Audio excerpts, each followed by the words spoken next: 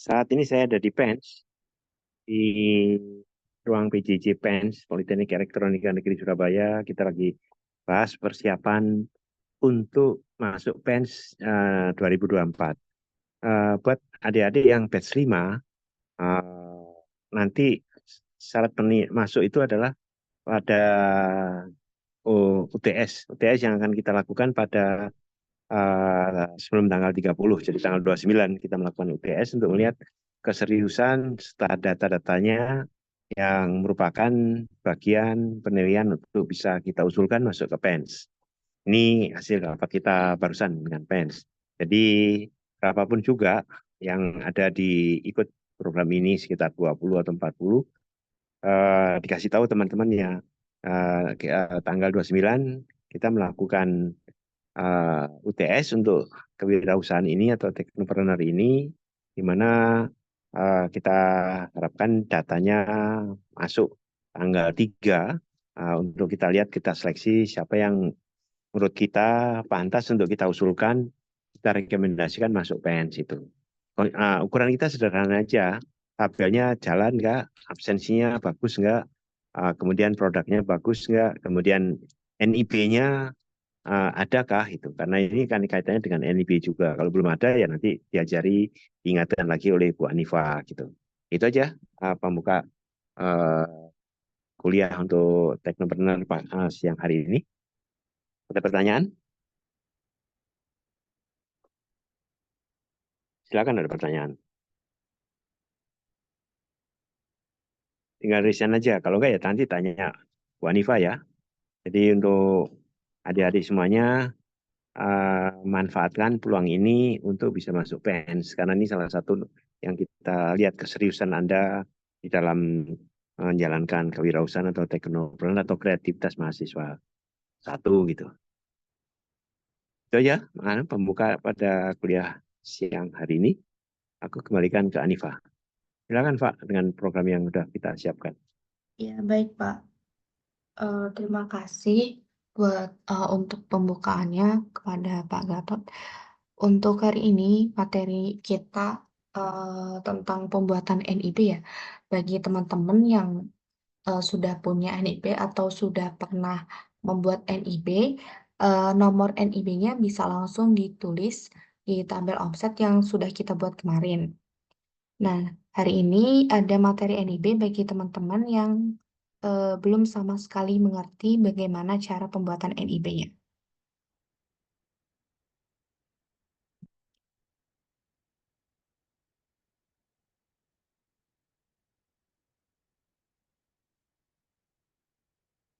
Bagi yang sudah punya KTP, bisa sambil mengikuti ya, karena ini pembuatannya cukup dari online saja. Oke, kalau sekarang apakah sudah terlihat teman-teman?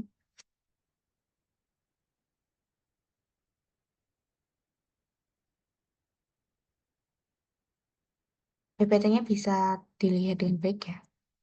Oke.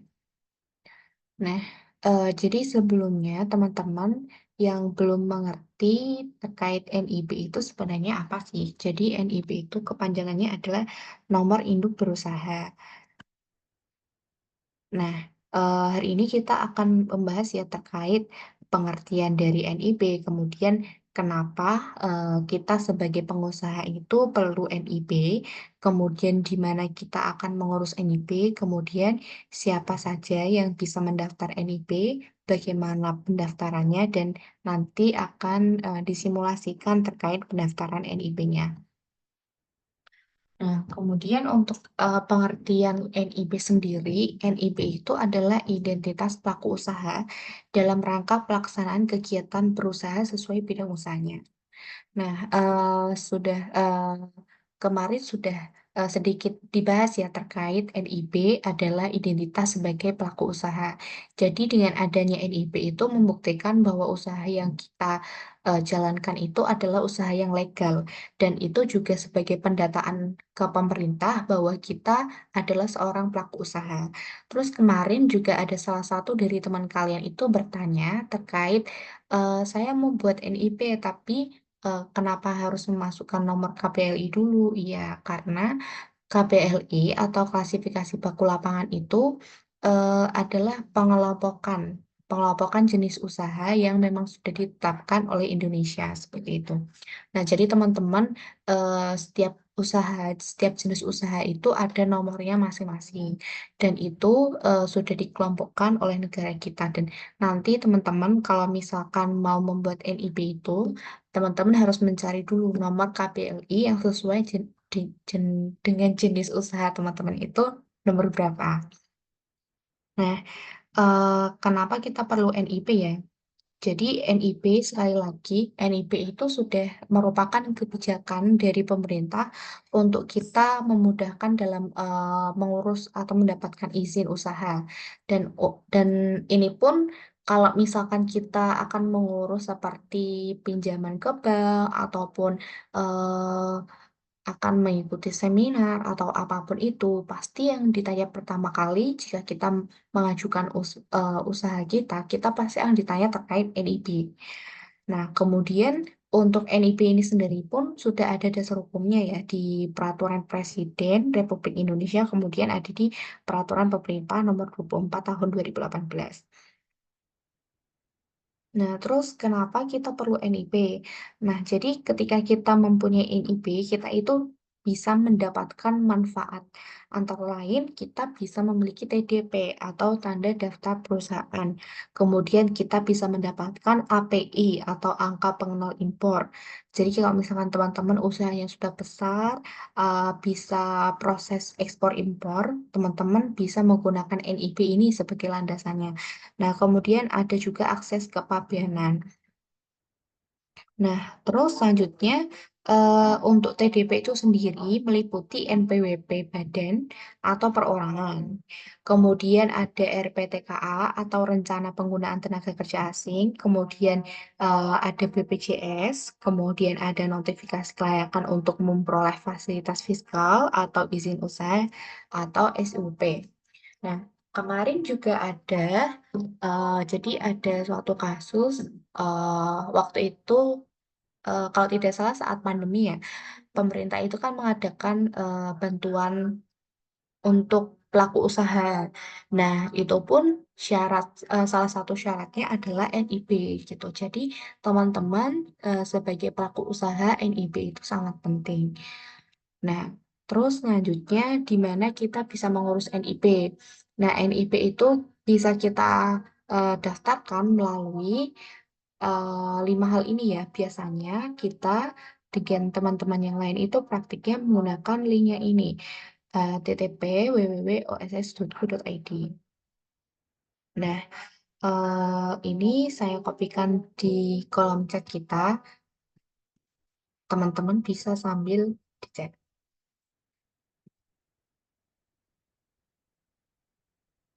Nah, terus kemudian siapa saja yang bisa mendaftar NIP via OSS ya. Jadi untuk pendaftar itu ada banyak sekali ya macamnya ya. Pelaku usaha itu kan ada banyak sekali juga jenisnya. Di sini ada 12 yang bisa mendaftar. Nah, kita itu termasuk dalam perorangan. Nah, kalau misalkan skala usaha kita masih UMKM atau usaha mikro kecil menengah itu kita maksudnya perorangan ya teman-teman. Kalau misalkan kita masih menjalankan usaha kita secara mandiri. Nah, kalau misalkan kita sudah berbentuk PT ataupun CV dan lain-lain itu beda.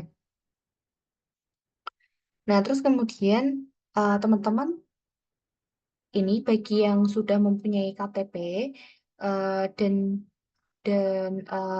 bisa bisa sambil mengikuti silahkan sambil mengikuti ya karena pembuatan ini memang agak sedikit rumit kalau misalkan pembuatannya dari HP. Kalau ingin lebih mudah itu dari laptop, tapi servernya sendiri pun eh, karena banyak penggunanya jadi sering down seperti itu. Nah, teman-teman, karena kita sekarang sedang Zoom bersama ya. Jadi kalau misalkan teman-teman bisa untuk mengikuti sekarang, disarankan untuk mengikuti tutorial ini sekarang gitu. Nanti kalau misalkan sudah tidak Zoom, nanti ketika ada nanti ketika teman-teman ada kesulitan, itu susah kalau misalkan harus dibenarkan lewat chat atau WhatsApp.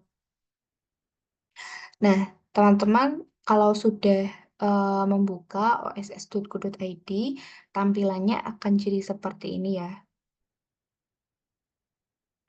Nah, setelah itu langkah pertama, tentu teman-teman harus mendaftar terlebih dahulu.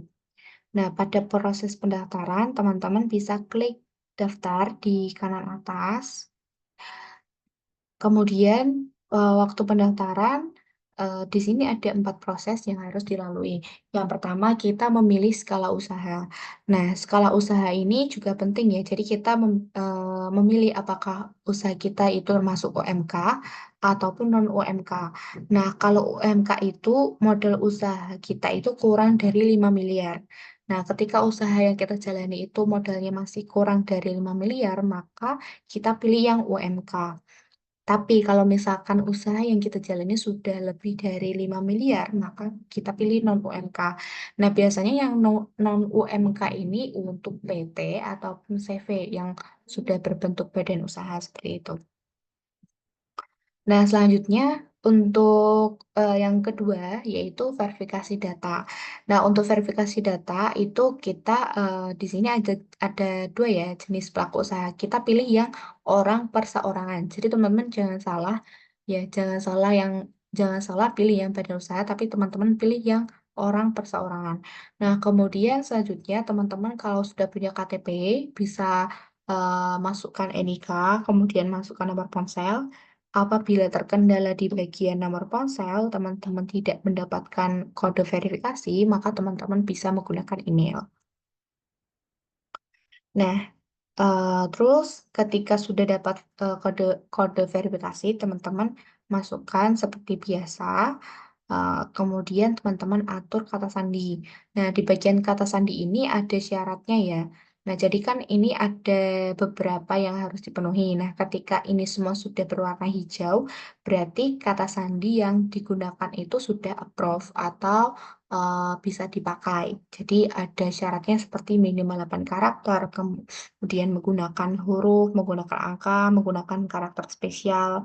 Nah, itu semua harus include dalam kata sandi yang kalian buat. Setelah itu, yang keempat adalah profil pelaku usaha. Jadi teman-teman diminta untuk melengkapi data diri teman-teman seperti nama pelaku usaha, jenis kelamin, tanggal lahir, alamat, provinsi, kecamatan, dan lain-lain. Kemudian di checklist ya di bagian ininya. Nah, ketika akunnya sudah berhasil, maka teman-teman masuk ke eh, laman oss.go.id. Nah, kemudian setelah masuk, teman-teman sebelum proses pembuatan NIB, teman-teman perlu mencari nomor KBLI dari usaha teman-teman. Nah, untuk pencarian nomor KBLI,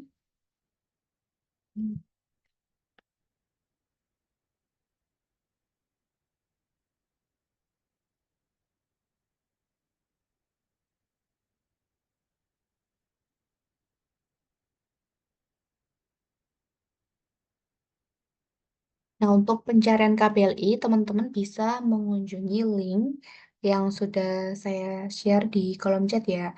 Jadi, teman-teman di sini bisa mencari jenis usaha teman-teman. Nah, supaya lebih mudah dan cepat, teman-teman bisa memanfaatkan kolom pencarian yang ada di sini. Nah, terus kemudian ketika nanti sudah dapat nomornya ya, seperti contoh ini penjahit dan nomornya adalah 14120, maka dia pakai nomor ini untuk pendaftaran NIB-nya.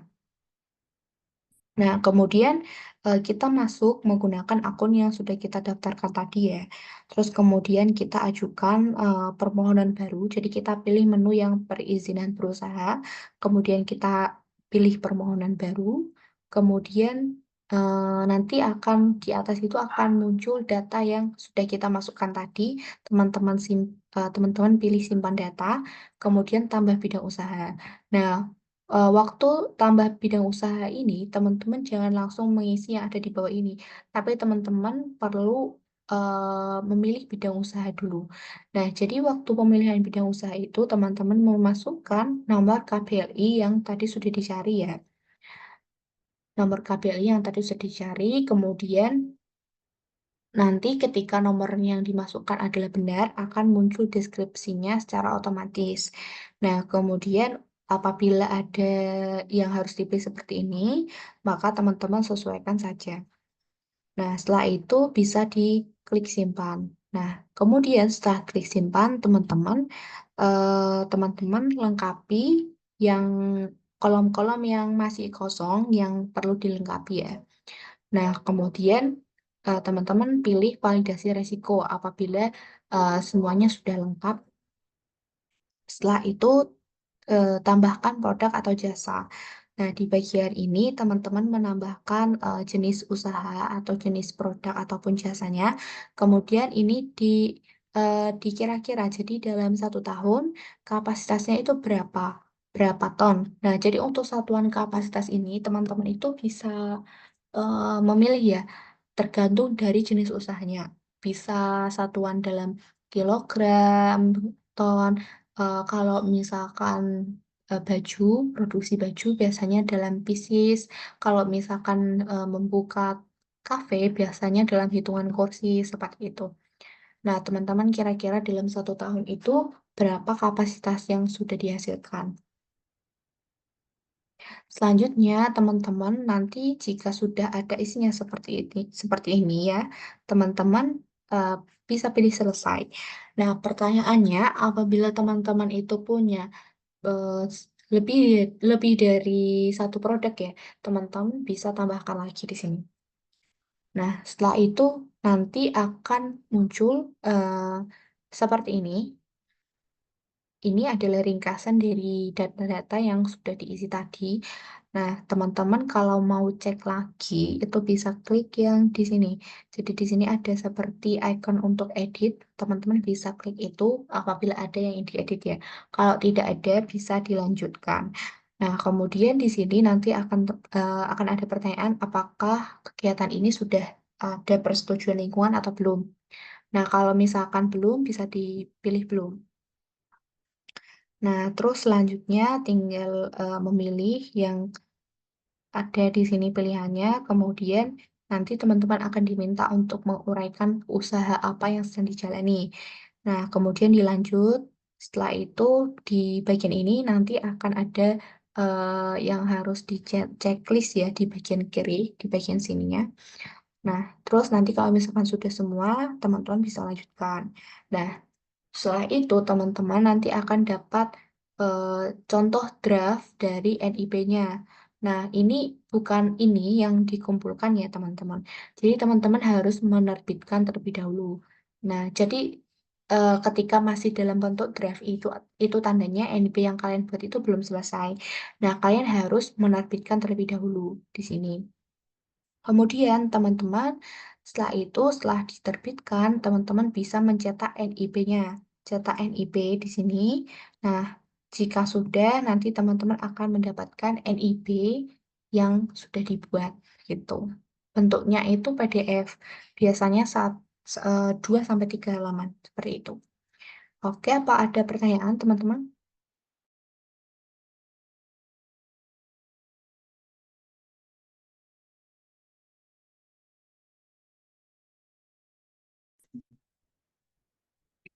Kak, izin bertanya dong. Saya baru buat akunnya, terus diapain tadi penjelasan kakak? Mohon maaf kecepatan. Mohon maaf, gimana? Tadi penjelasan kakak kecepatan. Saya baru buat akunnya, terus bingung diapain. Oh iya, sebentar ya. Jadi kamu bisa daftar lebih dulu ya? Udah, udah selesai daftarnya. Udah, udah buat akun. Setelah itu kamu cari nomor KPLI dari usaha kamu. Apakah sudah dapat? Di mana KPLI-nya ya? Pencarian KPLI di itu link yang sudah Oh, saya yang itu. ya.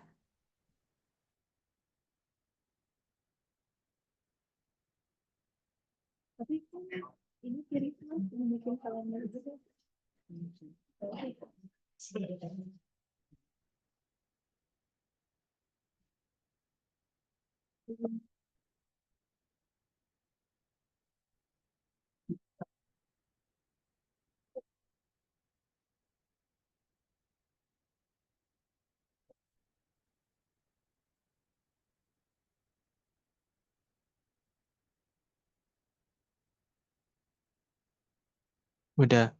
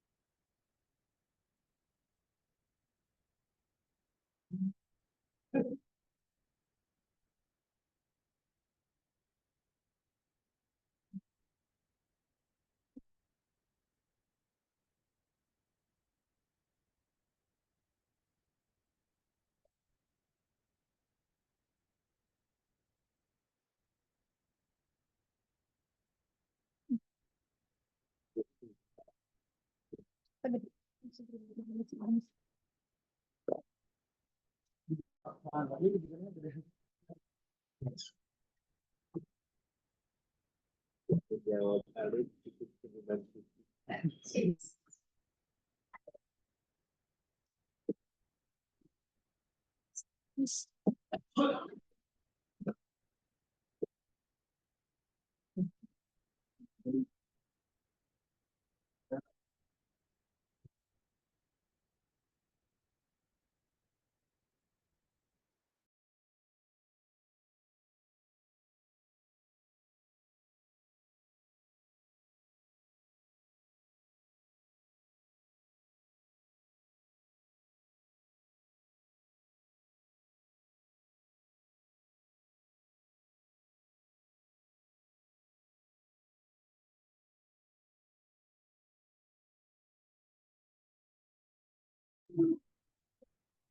Halo, tes. Gak kedengeran suaranya, Kak. Iya, terdengar. Ini seperti ini ya tampilannya ya. Kok nggak ada ya? Seperti yang ini nggak? Didn't connect potential security issue.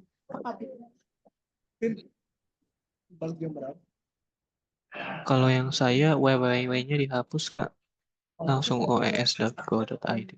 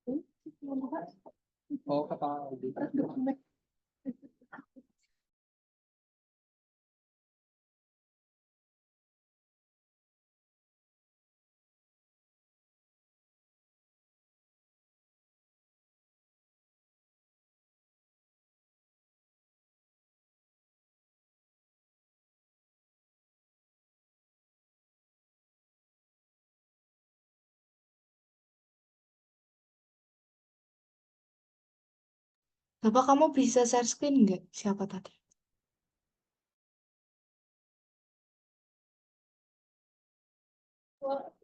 Ya, Kak.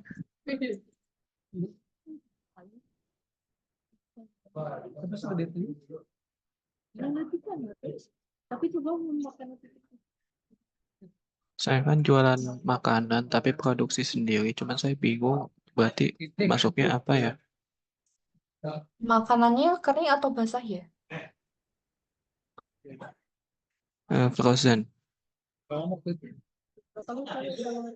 Jadi bikin pempek terus dibekuin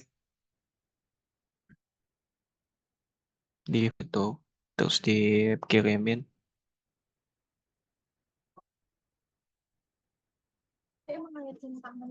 Coba pakai nomor 10130.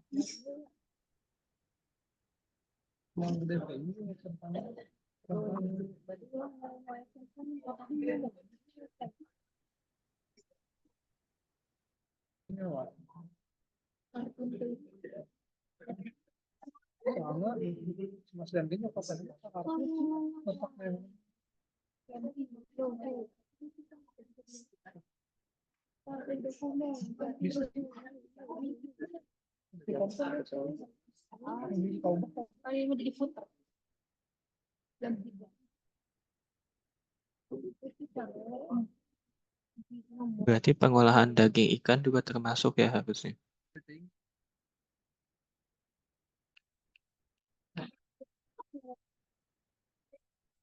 Kalau pakai yang 10130 itu udah sesuai atau belum ya?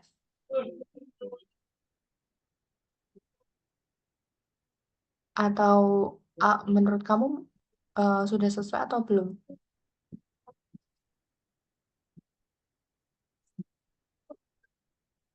Bisa jadi sih. Ini tapi sedikit bingung sih, karena ada yang ini juga sama ini. Bedanya. Itu sebenarnya itu dalam satu turunan yang sama, cuman yang 10130 itu kan istilahnya lebih spesifik gitu. Coba kamu klik yang paling atas itu. Yang ini. Oh,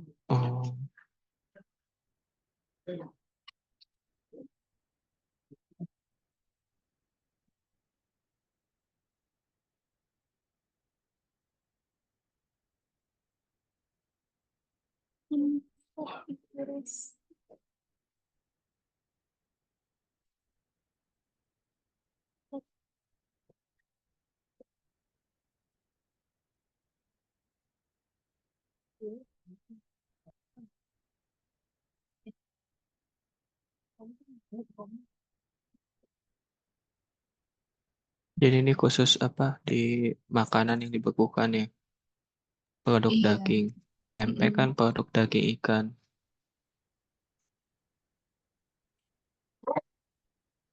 Ya, berarti bisa ambil ini 10130.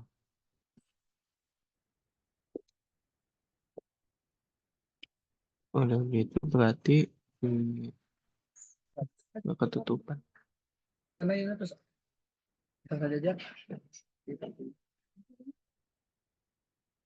Berarti tinggal buat ya.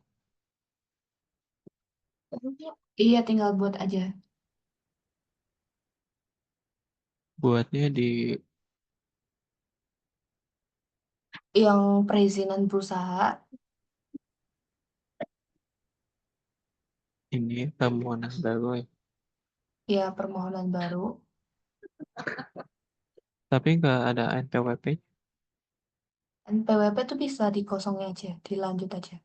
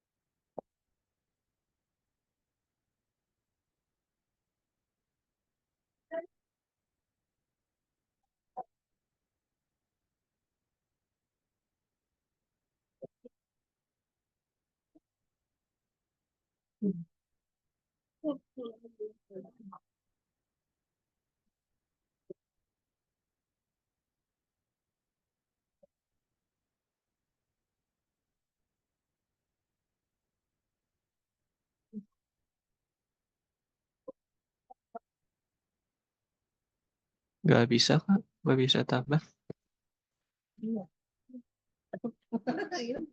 Coba disimpan dulu, simpan data. Sudah tuh Terus tambah menunggu bidang, pemrosesan data. tambah bidang usaha. Nggak bisa.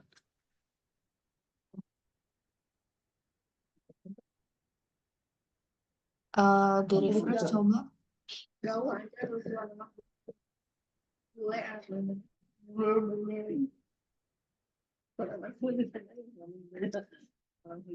Nah, bisa.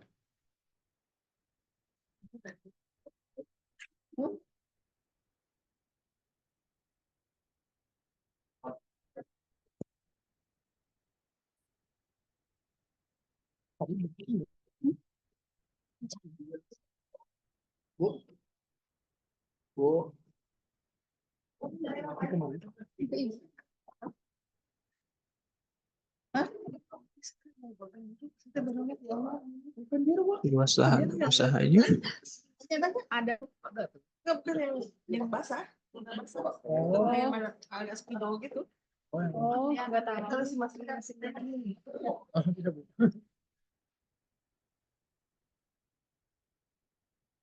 Ini masukin ini apa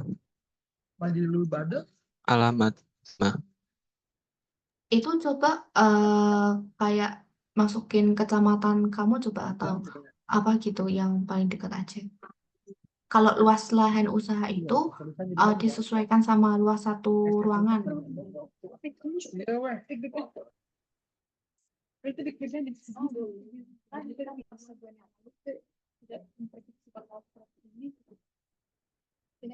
berarti luas rumah gitu.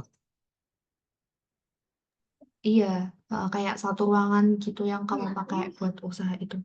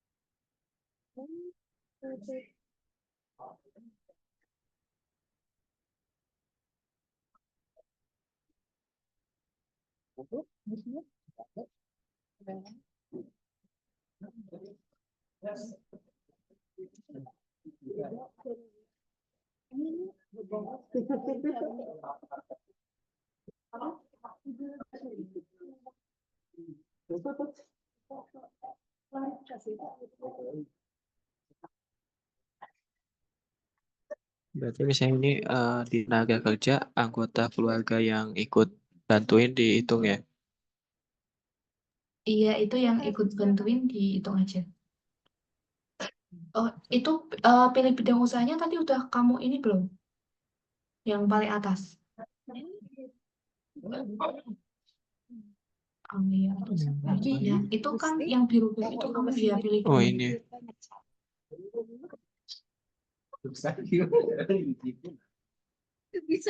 Ini teh 1013 ya. Iya, itu.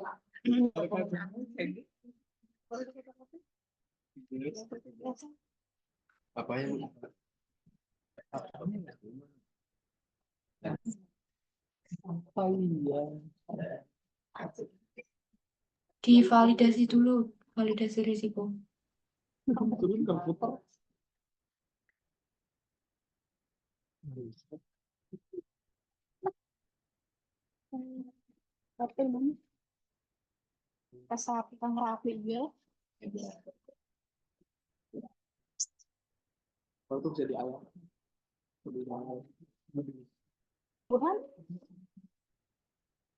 tapi nggak baik.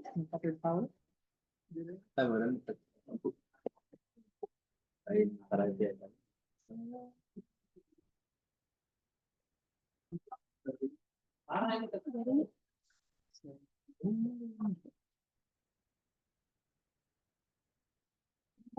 itu. Kapasitas apa ya? Pasti. Hmm. Ini yang dijualnya ya?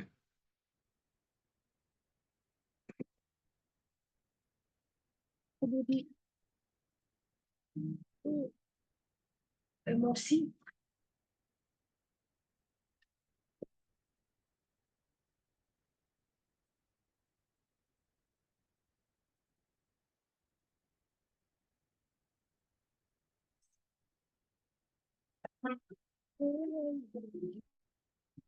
Angger.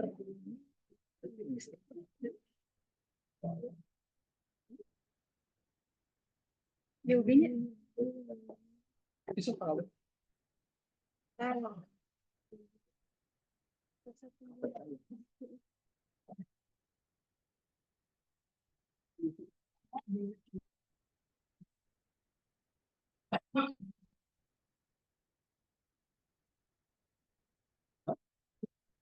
Oh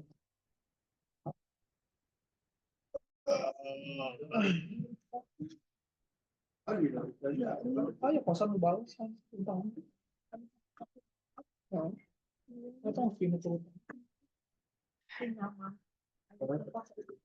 Udah berarti ya Kak, gitu ya.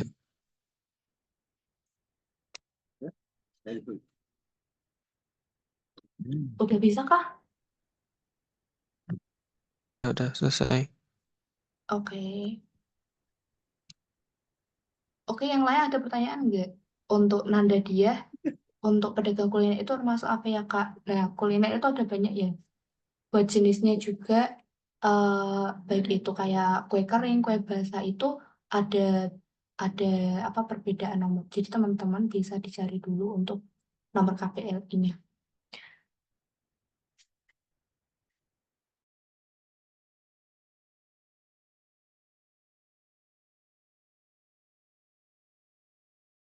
Kalau alamat kalau yang data diri itu eh, disesuaikan sama KTP. Cuman kalau yang usaha berarti alamat usaha.